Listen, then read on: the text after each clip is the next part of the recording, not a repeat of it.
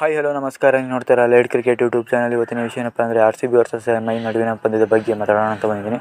ಯಾರೆಲ್ಲ video ನೋಡ್ತೀರೋ like ಮಾಡಿ, share ಮಾಡಿ, ಸಬ್ಸ್ಕ್ರೈಬ್ ಆಗಿ. ಸಬ್ಸ್ಕ್ರೈಬ್ ಆಗ್ತಾ ಬನ್ನಿ ಅಂತ ಈ ಮೂಲಕ ತಿಳಿಸ್ತಾ ಇನ್ನು RCB ಪ್ಲೇಯರ್ಸ್ಗೆ, RCB ಮ್ಯಾನೇಜ್ಮೆಂಟ್ಗೆ ಮತ್ತು RCB ಟೀಮ್ಗೆ ಯಾರೆಲ್ಲ ಬೈತಿದ್ದೀರೋ ಅವರೆಲ್ಲ ಈ ವಿಡಿಯೋ ನೋಡಲೇಬೇಕು ಅಂತ ಇನ್ನು ತಿಳಿಸ್ತಾ ಇನ್ನು ಯಾಕಪ್ಪ ಈ ವಿಡಿಯೋ ನೋಡಲೇಬೇಕು ಅಂದರೆ ಇನ್ನು RCB ಮ್ಯಾನೇಜ್ಮೆಂಟ್ ಕಡೆಯಿಂದನೂ ಕೂಡ ಚೇಂಜಸ್ ಕೂಡ ಆಗಿತ್ತು. ಅದು ಕೂಡ ವರ್ಕ್ ಆಗಿಲ್ಲ ಅಂತಲೇ ಹೇಳ್ಬೋದು. ಇನ್ನು ಆಡಿದಂಥ ಪ್ಲೇಯರ್ಸ್ಗಳು ಕೂಡ ಪರ್ಫಾರ್ಮೆನ್ಸ್ ಅಷ್ಟಾಗಿ ನೀಡಲಿಲ್ಲ ಅಂತ ಹೇಳ್ಬೋದು. ಅವ್ರ ಮೇಲೆ ನೆಕ್ಸ್ಟ್ ಕೂಡ ಭರವಸೆ ಇಡಲೇಬೇಕಾಗುತ್ತೆ. ಯಾಕಪ್ಪ ಅಂದರೆ ಅದ್ರ ಹಿಂದೆ ಆಡಿದಂಥ ಪ್ಲೇಯರ್ಸ್ಗಳು ಕೂಡ ಭರವಸೆ ಕೂಡ ಏನು ನೀಡಿರಲಿಲ್ಲ.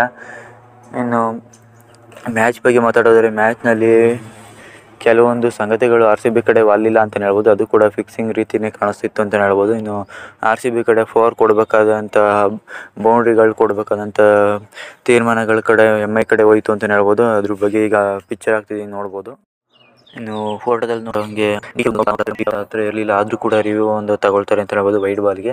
ಇನ್ನು ನೋಡ್ತಾ ಇರ್ಬೋದು ಮತ್ತು ಯಾವ ಥರ MI ಕಡೆಯಿಂದ ಇದಾಯಿತು ಅಂತಲೇ ಹೇಳ್ಬೋದು. ಇನ್ನು ಬ್ಯಾಟಿಂಗ್ ಕಡೆ ನೋಡಿದ್ರೆ ಬ್ಯಾಟಿಂಗಲ್ಲಿ ವಿರಾಟ್ ಕೊಹ್ಲಿ ಅವರು ಸ್ಕೋರ್ ಮಾಡೋದಕ್ಕೆ ಆಗಲಿಲ್ಲ ಅಂತಲೇ ಹೇಳ್ಬೋದು.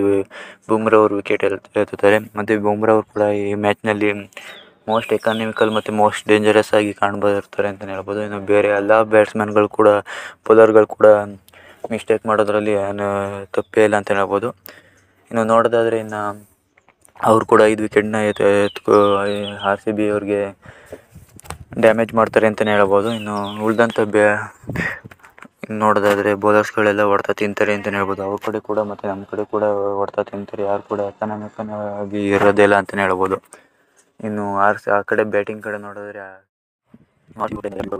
ಅಲ್ಲಿ ವೀಕ್ ಇದೆ, ತುಂಬ ವೀಕ್ ಆಗಿರೋದ್ರಿಂದ RCB ಕಡೆ ವೈಶಾಖ್ ವಿಜಯಕುಮಾರ್ ಅವರು ಕೂಡ ಅಂತ ಹೇಳ್ಕೊಳ್ಳೋಂಥ ಪರ್ಫಾರ್ಮೆನ್ಸ್ ನೀಡಿದ. ಆಕಾಶ್ ದೀಪ್ ಅವರು ಕೂಡ, ಮೊಹಮ್ಮದ್ ಸಿರಾಜ್ ಅವರು ಕೂಡ ನೀಡಲಿಲ್ಲ ಅಂತಲೇ ಹೇಳ್ಬೋದು. ಇದ್ರ ಜೊತೆ ಕೂಡ ರೀಸ್ಟಪ್ಲಿ ಅವರು ಕೂಡ ಅಂತ ಪರ್ಫಾರ್ಮೆನ್ಸ್ ನೀಡಿಲ್ಲ ಅಂತಲೇ ಹೇಳ್ಬೋದು.